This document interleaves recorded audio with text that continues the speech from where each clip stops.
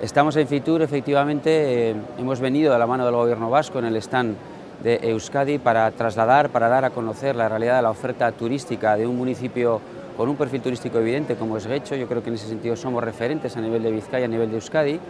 y este año además reforzamos ese perfil turístico con una oferta complementaria, una oferta añadida que deviene como consecuencia también del reconocimiento de Getxo como ciudad europea del deporte,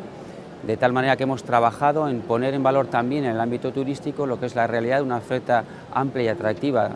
como es la deportiva y la conformada en torno a la actividad física, al ejercicio físico, al ocio, también en el mundo del deporte. Presentamos, por tanto, esa oferta también en Getxo y la hacemos de la mano, diríamos que de un embajador privilegiado en ese sentido, un embajador, una referencia clara en Getxo como es el proyecto Bakea Vizcaya,